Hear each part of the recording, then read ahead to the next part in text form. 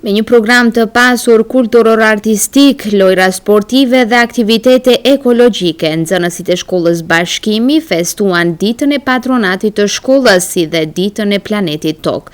Me këtë rast, çdo pikë që u prezantua para prindërve, nxënësve dhe mësimdhënësve përcjellte mesazhe në vete, edhe atë nderim për të gjithë veteranët e arsimit, për ata që vazhdojnë të edukojnë dhe arsimojnë gjeneratat e reja, si dhe pikat të tjera që kishin për qëllim mbrojtjen e planetit Tokë nga të gjitha rreziqet që i kanosen.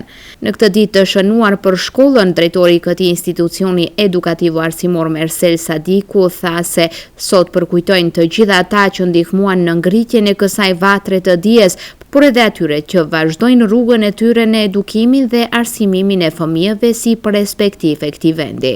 Sot gjendemi para jush për shënimin e ditës së patronatit të shkollës 22 prillit. Kjo përkon edhe me ditën ndërkombëtare të planetit Tokë. Tani në këtë ditë ne mundohemi që t'i përkujtojmë të gjithë veteranët e arsimit, të cilët kanë dhënë kontribut dhe sakrificë në ngritjen e këtij institucioni dhe në edukimin e brezave të rinj. Njëkohësisht, shfrytëzoj rastin që t'i falenderoj të gjithë mësimdhënësit që aktualisht me punën e tyre të pa rezervë dhe të pa lodhshme kontribojnë në edukimin e brezave të ri. Tani sot ne në mënyrë solemne organizojmë një shfaqje të bukur e mbushur me aktivitete tjera sportive, gjithashtu edhe ekologët e ri japin kontributin e tyre në mbrojtjen e ambientit jetësor dhe mbjelljen e luleve dhe fidaneve të reja.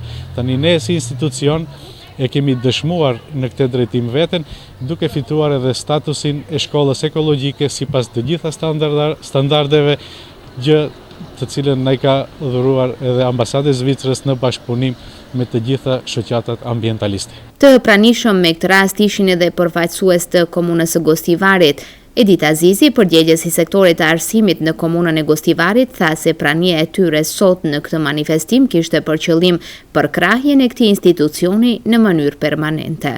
Sot gjendemi në shkollën Bashkimi, e cila në ditën ndërkombëtare të planetit Tokë e ka edhe ditën e patronatit.